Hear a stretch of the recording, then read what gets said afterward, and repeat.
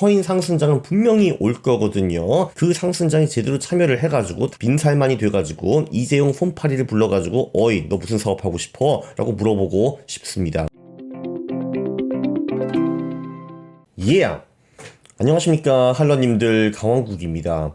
최근에 제가 코인에 다시 들어가야 되지 않는가 고민을 하고 있는 참에 업라이즈 글로벌에서 BE 전략을 만들었습니다. 헤이빗닷컴입니다. 최근에 이런 표지가 떴습니다. 이코노미스트의 그 크립토스 다운폴, 그러니까 암호화폐 몰락이라는 이제 커버가 떴거든요. 근데 보통 유망 주간지 커버에 죽는다는 뉴스가 뜨면은 하락장 바닥일 경우가 굉장히 많습니다. 예를 들면 1980년에 비즈니스 위크에서 The Death of Equities, 주식은 죽었다라고 떴죠. 그리고 82년부터 미국 주식이 10배 정도 올랐습니다. 그리고 2002년에도 Will you ever be able to retire라고 타임즈에서 떴어요. 한마디로 평생 우리는 은퇴할 수 있을 것인가, 하락장이 너무 심하다라는 거였는데 이후에 또 미국 주식이 5년 만에 2배 오른 적이 있었죠. 네, 최근에 코인 쪽에서 악재가 굉장히 많습니다. 루나, FTX, 위믹스 이런 거. 그래서 이제 조만간 강한 코인과 거래소만 살아남는 것 같습니다. 안 그래도 내년에 제가 이 가상화폐 투자 마법 공식 이 책의 개정판을 내려고 했어요. 지금 절판이기 때문에 더 이상 시중에서 살 수가 없고요. 그리고 중고 책들이 6만 7만 원에 거래가 된다고 합니다. 그래서 또 쓰려고 해요. 자, 그런데 이렇게 제가 그러면은 조만간 암호화폐가 하락장 끝을 보는 게 아닌가 이렇게 생각을 할 때 헤이빗닷컴이 BE 전략을 개발했습니다. 네, 제가 작년 1월에 FF 전략에 대해서 영상을 하나 찍은 게 있어요. 465번 영상이거든요. 그 당시 제가 요쯤에 영상을 찍었는데 그 영상을 찍은 후에 또 추가로 90% 정도의 수익이 났습니다. 그래서 이 전략이 2년 동안에 총 수익이 119% 정도 났어요. 연봉이 48%인데 물론 좀 안타까운 거는 처음에 이 수익이 다 나다가 그 후엔 좀 비실거리는 거를 볼 수가 있습니다. 사실 근데 그게 어쩔 수가 없는 게 이게 롱 온리 전략이거든요. 그래서 이제 공매도는 안 하고 현물 시장에서 매수하고 매도한 전략이기 때문에 장이 안 좋으면은 얘도 덜 빠지기는 하지만 좀 빠질 수밖에 없습니다. 그래서 MDD가 17% 정도 났어요. 네, 물론 결론적으로 이걸 보면은 이때 제가 영상을 찍었을 때 샀으면은 돈을 벌었습니다. 강한국 말을 들으면은 돈을 버는 겁니다. 자, 그래서 이 전략도 괜찮기는 했는데 이제 하락장에서 돈을 벌지는 못했거든요. 그게 조금 아쉬웠는데 새 전략은 무엇인가, 그걸 한번 같이 보기 위해서 제가 심층 인터뷰를 진행을 했습니다. 네, 업라이즈 글로벌은 뭐 하는 회사인가? 국내에서는 예치 서비스로 유명합니다. USDT, DC, BTC, 이더 요 4개가 가능하고요. 요거에 대해서도 제가 565번, 680번 영상을 찍었고요. 여기에 웹 도메인 heybit.io입니다.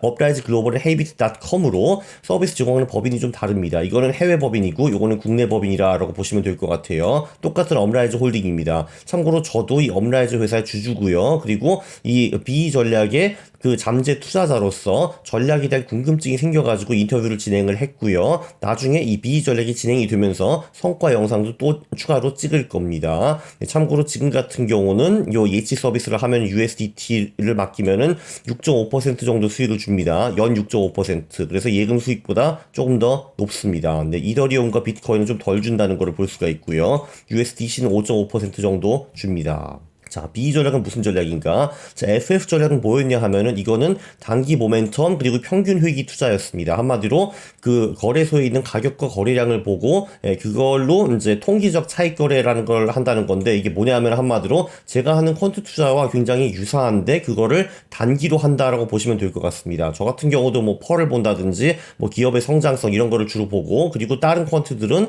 주식의 가격, 거래량 이런 거를 보고 퀀트적 전략을 만드는데, 근데 이것도 마찬가지라고 보시면 될 것 같아요. 이거를 코인에서 한 겁니다. 자, 그런데 BE 전략도 이거를 다 합니다. FF에서 쓴 전략을 다 해요. 가격 같은 거, 거래량 같은 거 보고 하는데, 여기서 매크로 시장 지표의 변동성을 기반으로 짧게는 1시간에서 길게는 6시간 또는 12시간 동안 상승 가능성을 판단을 하고 매수량을 조절하는 전략. 그러니까 한마디로 크립토 거래소에 있는 가격과 거래량 데이터만 활용하는 것이 아니라 외부의 환경 변수도 같이 고려한다라고 보시면 될 것 같습니다. 네.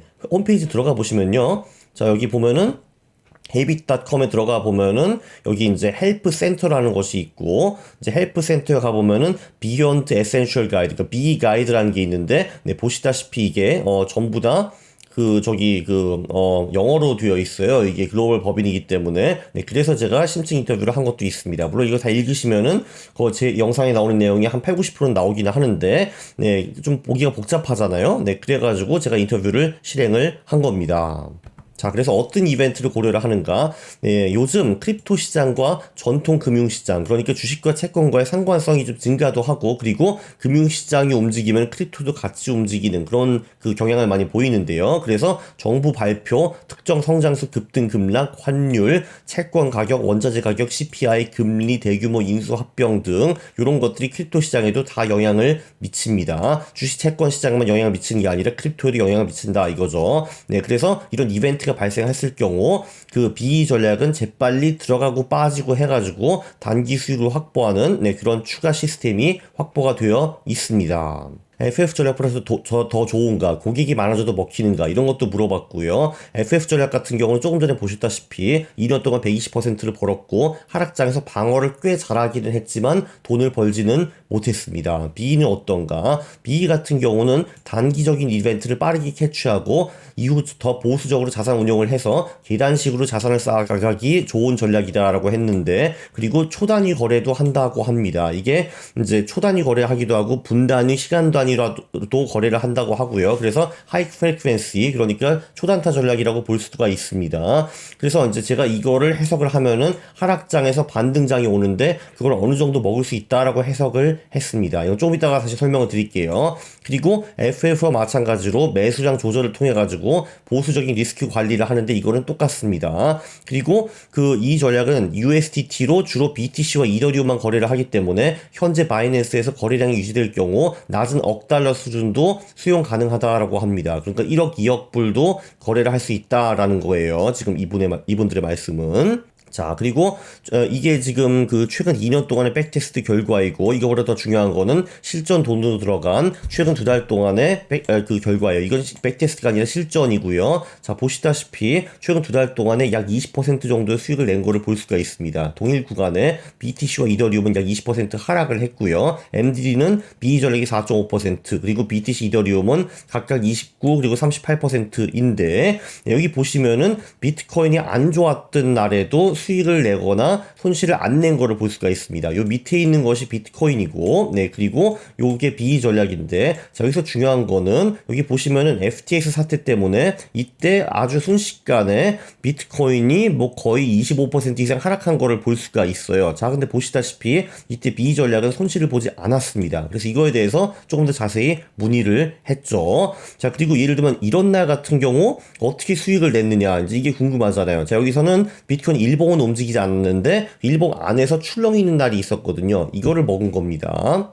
자, FTX에서 어떻게 여기서 돈을 잃지 않았나, 그걸 설명해 달라고 했는데, 일단 리스크 팀이 있다고 하고요. 리스크 팀은 리스크 이슈가 발생할 때 보색 가동률을 줄입니다. 그러니까 이 BE 전략이 매수하는 양을 자동으로 줄이고 늘리고 하는 건데, FTX에서 위험이 발생했을 때 BE 전략에 투입되는 돈을 확 줄였다라고 합니다. 그러니까 매수 비중 조절을 기본적으로 BE가 자동으로 하기는 하는데 리스크 판단에 따라 가지고 또 수동으로 그 양을 더 줄인다라고 하더라고요. 그런 안전장치가 있다라고 합니다. 그래서 FTX 같은 대형 사고가 발생했을 때 BE 전략은 거의 투자를 안 해가지고 여기 보면은 손실이 거의 없다라는 거를 볼 수가 있는 거죠. 자, 그리고 FTX가 팍 떨어지고 그 후에 또 반등이 왔잖아요. 그거는 또 먹었다라는 거를 볼 수가 있습니다. 네, 그래서 여기 보면은 기본적으로 프로그램이 알아서 리스크 관리를 하지만 매크로 상황 또는 이제 크립토에서 뭔가 이상한 사건이 발생했을 경우 리스크 팀이 수동으로 개입을 해가지고 비중을 또 한번 확 줄이는 그런 권한이 있다라고 합니다. 네, 수수료는 지금 자산의 1%이고 수익이 20%이고요. 하이 워터마크. 그러니까 예를 들면은 이게 100원에서 200원까지 올라갔다가 다시 떨어지고 이렇게 올라갔을 경우, 그러니까 예를 들면 이제 여기서부터 여기까지의 수수료를 다 먹는 게 아니라 여기부터 계산을 해가지고 요 수수료를 먹는다 이겁니다. 그러니까 한번 벌어가지고 수수료를 떼면은 내려갔다가 다시 올라오는 거에 대해서는 수수료를 다시 안 뗀다. 뭐 이런 얘기고요. 참고로 FF 전략은 수익의 25%를 먹었습니다. 네, 그리고 이제 11월 15일까지 FF 보수 운영하고 있던 고객이 12월 7일까지 BE 전략에 입금을 한다면은 180일 동안에 첫 입금 및 증액 금액에 대해서 운용 수수료 없이 인용 가능하다라는 그런 그 이벤트가 있고요. 참고로 이건 싱가포르 표준시 기준입니다. 네, 그리고 왜 지금 업라이즈 쪽에서 글로벌 법인을 쓰는가? 바이낸스 등 거래소의 개별 국가 자금 세탁 규제 준수에 관련되므로 특정 국가 이용자를 대상으로 마케팅을 자제하게 된다. 이렇게 돼가지고 규제 준수 내에서 최대한 불편하지 않게 이용하실 수 있도록 제공한다라고 하는데, 뭐 한마디로 기본적으로 한국에 그 크립토 관련해가지고 이런저런 규제가 많잖아요. 그래가지고 싱가포르 법인을 만들어가지고 글로벌 법인으로 간 겁니다. 그렇게 보시면 될 것 같아요. 그래서 한국어로 프로모션을 하지 않고 있다라는 걸 볼 수가 있어요. 다 영어로만 합니다. 네, 이거보다 더 중요한 거는 이런 거죠. 코인 자체의 리스크. 요즘 뭐 루나, FTX, 위믹스 터지면서 코인 저거 쓰레기네 라고 생각을 하실 수가 있을 것 같아요. 그래서 더 중요한 거는 레버리지 리스크, 거래소 리스크, 테더 리스크 이런 건 것 같아요.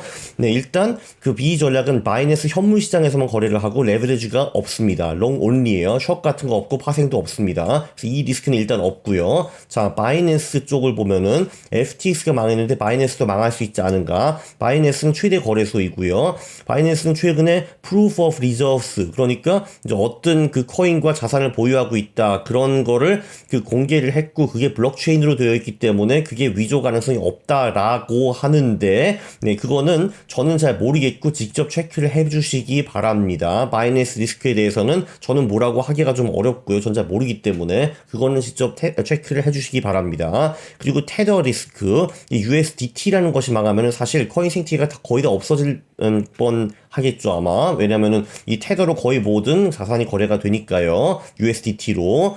네, 근데 지금은 USDT가 대부분 자산을 국채 또는 현금으로 보유하고 있다라고 하고 5대 회계법인인 BDO의 실사를 밟고 있는 중이라고 합니다. 그렇기 때문에 그 전에는 테더의 투명성 이런 거에 대해서 논란이 계속 있었는데 그게 좀 나아지는 것 같은데 그것도 직접 체크해 주시기 바랍니다. 저 개런티 못합니다. 그래서 특히 거래소 테더 리스크 부분은 직접 좀 알아보시는 게 좋을 것 같아요. 제가 100% 개런티 못합니다. 네, 그리고 업라이즈 리스크라는 거는 뭐 그런 것도 한번 좀 보셔야 될 것 같아요. 이제 업라이즈 법인에 대해서 혹시 여기가 이제 돈 떼먹고 가는 거 아닌가? 그것도 여러분들이 직접 한번 듀 딜리전스를 해봐야 되는 겁니다. 참고로 뭐 업라이즈가 지금 존재한 지는 꽤 오래가 되었고 아직까지는 문제가 없었다. 존재한 지 4년 정도 되었다. 그리고 투자 유치 받았다. 이런 것까지는 확실합니다. 자, 그리고 이제 이거를 해보고 싶다라고 하시면은 이제 헤이빗.com에 가셔가지고 전략을 한번 연구를 해보시고 마음에 들면 회원을 가입하고 봇을 생성한 다음에 생성된 내 지갑 주소에 입금하면 끝이다 라고 하는데 그 전에 USDT를 확보하셔야 합니다. 한국에서 USDT를 확보하는 가장 쉬운 방법은 업비트 같은 데다가 내 원화를 넣고 그거를 가지고 리플을 산 다음에 그 리플을 바이낸스 거래소로 보내서 그 리플을 파는 겁니다. 그러면 USDT가 확보가 됩니다. 그게 좀 번거롭긴 한데 그게 제가 알기로는 지금 최선의 방법으로 알고 있습니다. 네, 요약을 하면은 크립토 하락장이 상승장으로 도면 어떻게 투자를 해야 되는 것인가 고민을 하고 있었죠. FF 전략 같은 경우는 총 120% 수익이 났고 하락장을 마이너스 7%로 방어를 했습니다. BB가 아니라 BE 전략이죠. BE 전략은 제 느낌상은 더 좋아 보입니다. 네, 저는 그래서 이제 이 전략이 가볍게 들어갈 거고요. 몇 천만 원 가볍게 들어간 다음에 괜찮네, 진짜 수익이 나네 하면은 금액을 증여하는 거. 제가 새로운 전략을 보면 늘 이렇게 합니다. 이거 조금씩 해볼까? 괜찮은 것 같네. 좀 더 넣자. 저는 보통 이렇게 투자를 하고 있죠.